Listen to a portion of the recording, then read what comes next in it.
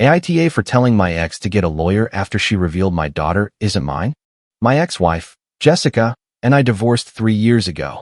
Looking back, the reason for our split is pretty clear. Jessica and I simply weren't compatible as a couple. It became obvious that we had very different ideas of what a marriage should be. Jessica wanted an open marriage. She wanted the freedom to explore relationships with other men while staying married to me. On my end, I believed in commitment and exclusivity. To me, marriage meant being with one person through good times and bad. That was not something I could compromise on, and that is where the problem started. The breaking point was Jessica's birthday party, one of those moments you never forget. I thought we were going to celebrate her birthday, but instead, I walked into a public ambush. Jessica had invited some of her friends who were clearly there to convince me and pressure me into letting her explore other relationships. During the evening, a few of them cornered me and started lecturing me on how I was handling my marriage. They accused me of being controlling and sexist simply because I did not agree with Jessica's desire to be with other men. One of them even called me uptight as if it were an insult. What hurt me the most wasn't just what they said. It was the fact that Jessica had clearly orchestrated the whole scene. I felt like she wanted to gang up on me, so I would give in to her desires. To top it all off, we had a young child at the time. Jessica was already a mother, but she was obsessed with the idea of experimenting with other men. That moment made me realize that we were on different planets regarding what truly matters in life. After the disaster that was Jessica's birthday party, I decided I could not go on like this. Later that evening, I talked to her and made myself clear. If she was that desperate for an open marriage, I might as well give her one so open it would be permanently broken, a divorce. That wasn't what Jessica wanted. She started arguing with me. She brought up our son, saying a divorce would affect him. She even cited studies claiming children of divorced parents have more problems in life. I replied that there were no studies on the effect of an open marriage on children, but I didn't need any. I was fully convinced it could only bring trouble. That is when Jessica's confrontational side emerged.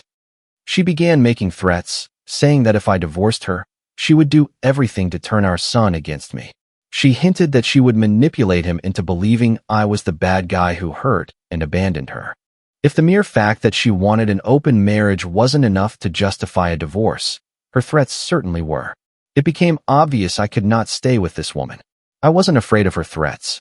I always had a strong bond with my son, and I knew I had been a good father to him. We spent a lot of time together, and he knew how much I cared about him. I was sure that no matter what Jessica tried to make him believe, he would eventually see the truth. I believed in the strength of our relationship, and I wasn't going to let the fear of these manipulations stop me from doing what I knew was right for me and, ultimately, for our family. So, I started the divorce process shortly after. 2 weeks after filing the papers, an unexpected event occurred. Jessica found out she was pregnant. This news complicated everything. I hadn't even considered this possibility, but looking back, it made sense. Even though our relationship was deteriorating, we were still occasionally intimate up until that infamous argument at her birthday party. I never doubted the baby was mine. The thought never even crossed my mind. Until then, Jessica had only talked about wanting an open marriage, but never showed any suspicious signs. She didn't hide her phone, didn't go out late at night, and did nothing shady. Jessica quickly made a point to reassure me. The baby was indeed mine. She even seemed happy about the pregnancy, thinking it would make me back out of the divorce. She acted as if the baby would magically fix our broken relationship and force me to stay. But I quickly made things clear. While I was ready to be a present father and fulfill my responsibilities, including the financial ones, I had no desire to stay married to her. Her pregnancy would not change our separation. The divorce was going to proceed because our relationship was already over. Jessica took the divorce very badly. She caused several scenes and did everything to make my life difficult during the first 3 months of our separation. While staying at her parents' house, she was incredibly hostile toward me. She used every possible excuse to stop me from seeing our son. It was a tough period, but the courts finally intervened to formalize custody rights. We got joint custody, which allowed me to spend just as much time with our son. Once the divorce was finalized, I was finally free of Jessica. I felt like I could breathe again. I could focus on rebuilding my life, putting more energy into my work, and finding some semblance of normality. Meanwhile, Jessica started dating a new guy named Ryan while she was pregnant. The day the baby was born, she refused to let me in the delivery room. Only Ryan was allowed to be by her side. I can't even describe how much that hurt me.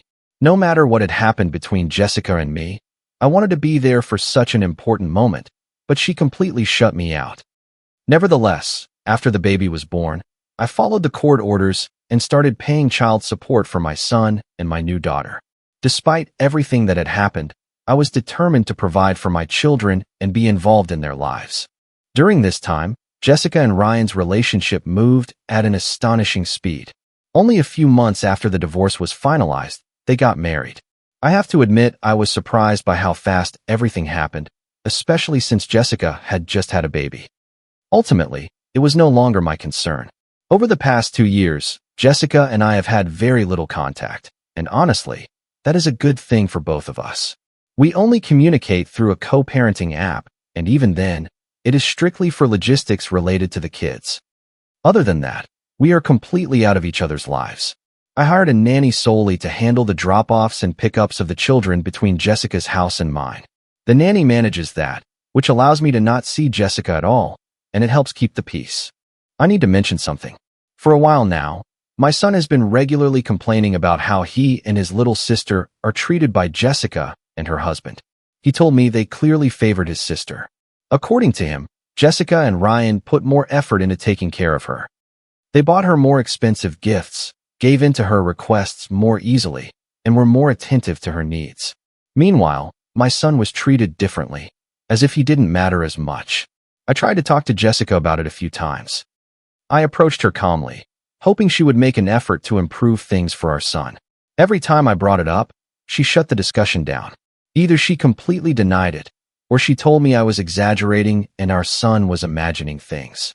Since I couldn't get her to listen to reason, I did everything I could on my end to make up for it. When my son is with me, I do my best to be twice as present for him. I try not to spoil him with material things, so I avoid buying a ton of toys or gadgets, but I do everything to be an engaged and caring father.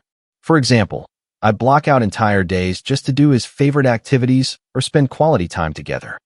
I make sure he knows how much I love him and value him. I also make sure not to neglect my daughter. After all, she is just a child and is not responsible for anything in this whole mess. But I always make an extra effort to compensate for what my son feels he lacks when he is at Jessica's. Now, let's get to what happened recently. Last week, I got a call from Jessica. It was unusual because we almost never call each other, let alone directly. When I picked up, she announced that her husband Ryan had been in a terrible car accident and was rushed to the hospital. She asked if I could pick up the kids so she could focus on him, and I agreed immediately. I went to get them quickly, and Jessica went straight to the hospital. A few hours later, we learned that Ryan had succumbed to his injuries and passed away. I offered my condolences and assured her I would take care of the kids to give her the time and space she needed to grieve. Over the following days, I kept the kids with me, trying to maintain as reassuring and normal an environment for them as possible. This week, Jessica reached out to me again. She said she wanted to talk. I assumed she was still grieving and maybe needed help with the kids. So, I went to her house with them. They were happy to see their mother after spending the week with me. My son, being older, understood what had happened. My daughter, on the other hand, was still too young to grasp that sort of thing. When we arrived, Jessica warmly welcomed the kids. You could tell how much she had missed them. Then she asked me to step outside for a moment so we could talk privately while the kids stayed inside to play. Stepping out onto the porch, I immediately noticed Jessica seemed different. She was nervous and almost hesitant. She was pacing as if she didn't know where to start. Finally, she took a deep breath and went for it. She told me she had something important to reveal, something she had kept secret for a long time. She described it as a weight dragging her down. I stayed silent as she kept talking, saying how much she wished she had told me sooner, adding that she felt even more guilty since Ryan's death. She explained that the burden of this secret had always suffocated her, and she could no longer live with it. After a while, tired of waiting for her to get to the point, I asked her directly what she was trying to tell me, and that is when she confessed. I was not my daughter's biological father. I was still trying to process this information when she continued. Jessica explained that Ryan wasn't someone she met after our divorce, like I had thought. She confessed she had actually been having an affair with him for a long time. She kept it a secret because she didn't want me to file for divorce. Jessica told me that, at the time, she didn't have the courage to leave me. She admitted she was more attached to the stability I provided. That is why she wanted an open marriage, to have her cake and eat it too. But once I left her, she no longer needed to hide her relationship with Ryan, which explained why they got together so fast after our separation. Then Jessica revealed the most painful part. She confessed that when she found out she was pregnant, she knew there was a 50-50 chance the child wasn't mine. Despite that, she prayed it was, so she could collect child support. She clung to that hope because it was easier than facing the reality of her actions. After our daughter was born, she said she didn't doubt for a second that I was the father, at least in the beginning. As our daughter grew, however, Jessica started noticing certain physical and behavioral traits that strongly resembled Ryan. These similarities haunted her until she could no longer ignore them. Eventually, she and Ryan secretly took a DNA test behind my back. The results confirmed what she feared but had continued to hide. My daughter wasn't biologically mine, she was Ryan's. For years, I had held this little girl in my arms. I had comforted her, raised her, and loved her with all my heart, believing I was her father. Now, she was telling me I wasn't. It wasn't just a matter of biology. For years, I had been paying child support, convinced I was fulfilling my duty as a father. I had actually been funding Jessica and Ryan's household without knowing I was supporting the very relationship that betrayed me. Now, this was how I was finding out the truth. Jessica kept talking as if she was trying to justify her actions. She admitted she wanted to tell me the truth sooner, but by then, our daughter already saw me as her father. She said she didn't want to break our hearts, neither mine nor our daughter's. She added that her own family would have rejected her if they had learned the truth, that she had been unfaithful and had children by 2 different men. According to her, it was easier to let everyone believe both kids were mine. She might have thought these excuses would make me feel better, but it was the exact opposite. That is why I raised my voice, telling her that what she did to me was one of the cruelest things a person could do. She had stolen the truth from me, stolen years of my life that I had lived in a lie, and there was no way I would feel the slightest ounce of compassion for her. Jessica tried to defend herself, saying it had been hard for her too. She claimed keeping this secret was a heavy burden and that it hadn't been easy protecting me from the truth. I looked her dead in the eye and told her I didn't care about the infidelity. I didn't care that she had an affair. What broke me were the years of lying that followed. The fact that she let me believe my daughter was mine when she wasn't. The fact that I built my life, my love, and my role as a father on lies. I told her that if she had told me the truth back then, maybe I could have forgiven her and moved on. It wouldn't have stopped the divorce, but I wouldn't have resented her this much, because our marriage was already over anyway. Now, everything had devolved into an absolute disaster. I told her there was nothing left to say between us, and that I was going to get a lawyer to sort this out. She looked at me, surprised, and asked, "Why would you need a lawyer?" I looked her in the eyes and told her the truth she didn't want to hear. There was no way I would keep paying child support for a child who wasn't mine. Jessica tried to calm me down and make me reconsider. She said, "You can't just stop paying. You have been her father all these years. You raised her. You loved her. How can you turn your back on her now?" She had lied to me for years, manipulated me into supporting her daughter, Ryan's daughter, and now she was trying to guilt-trip me into continuing. Jessica kept saying things that only fueled my anger. "It is not about you or me. It's about our daughter." Our daughter, really? Just 10 minutes earlier, she had confessed that this child wasn't mine and that she used her to secure payments from me. Did she really care about this child? Jessica didn't stop there. She revealed that the only reason she was telling me the truth now was because Ryan was gone. She said, "I wanted you to know the truth, but that doesn't mean I want you to stop being a father. She loves you. You love her. Why hold biology against her now?" I couldn't help but laugh at the sheer audacity. The absurdity of her reasoning left me dumbfounded. I told her she needed to find a lawyer ASAP because I was taking her to court.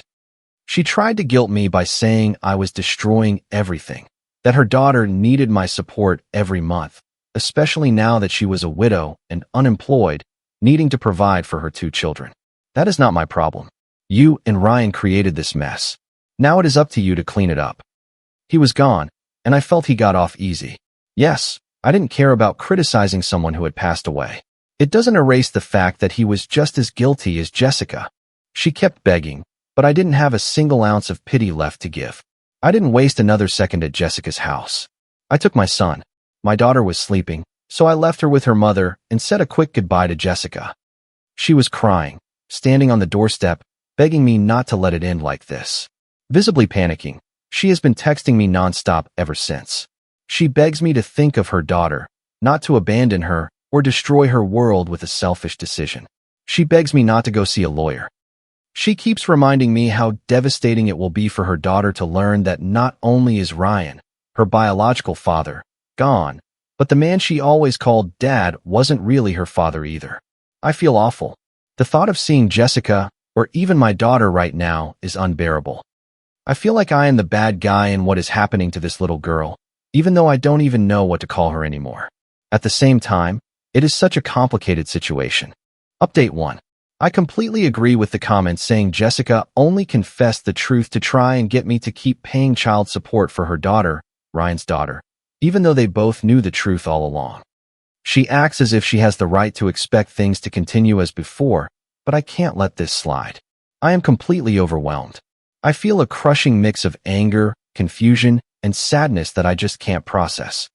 I know some will say I am the jerk for not accepting Jessica's daughter as my own after everything I learned. I love her. She has been an important part of my life. But I feel betrayed. For years, I raised her. I took care of her. I gave her everything she could ever want. I loved her like my own daughter, and now, learning she isn't mine feels like I have been living a lie this whole time. I feel like an idiot. I feel betrayed, as if everything I thought was real has crumbled. How am I supposed to move on like nothing happened? How can I look at this child and keep pretending I am her father? Right now, Jessica still has her daughter at her place. I don't know how much a 2-year-old girl can actually understand. Knowing Jessica, she probably expects me to change my mind and accept her daughter as if everything is fine. But I can't. I just can't. It feels unfair to me, and honestly, I hate the situation I am in.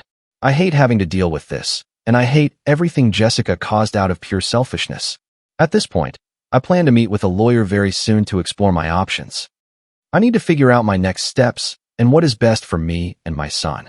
Only after speaking to a lawyer will I discuss it with my son. He deserves to know the truth, and I have to figure out how to explain all this to him without making things worse. I need time. Update 2. Thank you so much for all your kind words and advice over the past 2 weeks. After everything that happened, I finally made the decision to hire a lawyer. It wasn't easy, either financially or emotionally, but I knew it was necessary if I wanted to defend my rights. The lawyer I hired has experience in cases like mine, where fathers are deceived by their partners who put their names on the birth certificate purely to guarantee child support in case of a divorce. Unfortunately, my case isn't unique, and it happens much more often than people think. It is truly heartbreaking to see that some people can go to such lengths to manipulate someone, especially when children are involved. The lawyer explained that since I had already started the divorce proceedings when my ex-wife got pregnant, I have a good chance of winning this case. The timing might work in my favor, and that is a small comfort in this overwhelming situation. Right now, we are focusing on 2 main actions. First, we are filing a petition to have my name removed from the birth certificate. It is a complex process, but I am hopeful it can be done. Second, we are filing a lawsuit for paternity fraud. The court will likely require a DNA test, and if the results confirm I am not my daughter's biological father, then we will keep fighting for what is right. According to my lawyer, this will take a lot of effort and require patience. At the same time, right from the start of this whole thing, I took a paternity test for my son. I didn't want to mention it before because I didn't want to dwell on it too much. Now that I have the results and feel a bit more at peace, I can tell you that my son is indeed my biological son. Update 3. Honestly, one of the hardest moments in all this was sitting down and talking to my son about everything that happened. He had sensed something was wrong and kept asking me why his sister hadn't come home with us. I didn't want to hide anything from him, but I didn't want to hurt him unnecessarily either. So, I sat down with him and explained things as simply as possible. I told him there was a possibility his sister might not biologically be my daughter. I wanted him to know that even though things weren't what they seemed, my love for him would never change. When I told him that, he stayed silent for a moment. Then he said something that broke my heart. He told me he now understood why Jessica and Ryan always treated his sister like she was special, giving her more attention and love. He confided that he had always felt like he wasn't enough, and now it all made sense to him. I hugged him tightly and assured him I loved him more than anything, and no matter what happened, he would always have me by his side. As for my ex-wife, she hasn't stopped trying to contact me. She is trying to guilt-trip me by telling me how much her daughter misses me and what a horrible father I am for abandoning her. She says her daughter shouldn't grow up without a father figure, and she is pressuring me to bury my feelings and keep raising her daughter as if she were my own. She wants me to ignore my own emotions and keep playing the role of dad like nothing happened. I haven't replied to any of these messages on the advice of my lawyer. I carefully document everything she sends me. I am keeping a record of every message for the trial. Update 4. The truth is out now. My family and Jessica's family finally know what is going on. I knew I couldn't keep this secret any longer because if I didn't say anything, Jessica would eventually twist the situation to make me look like the bad guy in this whole story. I am not going to let her manipulate the narrative anymore, especially since I am the one who was deceived and abused all these years. I started by contacting Jessica's parents. They always treated me well, and we kept in touch even after my divorce from their daughter. When I told them the truth, they were devastated, just like me. Jessica's father, in particular, was furious when he found out how she had deceived me. He entirely agreed with me that I shouldn't be responsible for paying child support for a child who isn't mine. It was a relief to know that at least someone in her family understood how unfair this situation is and supported me. On the other hand, my own parents have a very different opinion. My mom, especially, is pushing me to accept Jessica's daughter as my own. She compares this situation to an adoption and tells me I should treat her like an adopted child. She argues that since I have already played the role of a father in her life, I should continue being a part of her family. But the problem is that adoption is a choice made with full knowledge of the facts. In my case, I was trapped. I was led to believe Jessica's daughter was biologically mine, and I spent years raising and supporting her while thinking she was my daughter. Finding out now that she isn't is a massive betrayal, not only to me, but also to my son. It is not comparable to an adoption. I understand my mom doesn't want a child to suffer or feel rejected, but from now on, I also have to think about what is good for me and my son. For now, the legal process is taking its course, and I just have to be patient. Do not expect any new updates for a while. Update 5. First of all, I want to start by talking about my daughter. I keep calling her that because it is easier for everyone to understand. When I get comments saying I should continue to be her father because it would be too hard for her otherwise, I want to reply. I feel like I am always repeating the same thing, so I might as well give a general response on what I think and the conclusion I have come to. Seeing her today still triggers a complex mix of emotions in me, which makes the decision very hard. I have decided not to be this little girl's father for several reasons. For starters, she is only 2 years old. From what I have read, it is unlikely she will keep any memories of me. It is very hard to remember things from that age. I don't remember anything from when I was 2. Therefore, this is the best time to do it, because sooner or later, she will forget me like you forget an old toy. It hurts, I won't lie, but there are other reasons to make this choice. Jessica will always have this card up her sleeve. I am not the biological father, which, according to my lawyer, would put me in a weak position in the future. She could use that to take custody away from me whenever she sees fit, and I would have to fight for years in court just to be able to see her. If Jessica met another guy tomorrow and wanted sole custody or to move far away with her daughter, there isn't much I could do. Any other option, like adopting her, would be just as difficult for everyone. Her mother has been difficult and confrontational from the beginning, and I don't want to involve more children in this toxic dynamic. That is why I think acting now is easier for everyone, except for my ex, who just wants to keep taking my money. I have read comments trying to make me out to be the bad guy, just like my ex-wife tried to do. I wonder why these people don't blame the real culprit in this story, my ex. She is the one who caused all this for purely selfish reasons, while I am trying to find the least destructive solution. It is not ideal, but I don't think there are any better options. In a way, these people remind me of Jessica's friends, the ones who pressured me into accepting an open marriage no matter what I wanted. Now, Regarding the legal proceedings, both concluded in my favor. My name was removed from the birth certificate, and I also won the paternity fraud lawsuit against my ex. This means my ex-wife paid me a settlement, an amount I prefer not to disclose, for her little white lie, as she sometimes likes to call it. And no, she is not going to run out of money anytime soon. She still receives child support from me for our son, and she also got her late husband's life insurance payout. We are continuing our current arrangement. A nanny picks up my son from her house and brings him to me. At this point, I prefer to have even less contact with her than the bare minimum. Edit. I don't understand the people asking if my son is really biologically mine. Comment. Reading through this situation really makes me think about the true meaning of self-respect and the unseen boundaries we must set to protect our peace.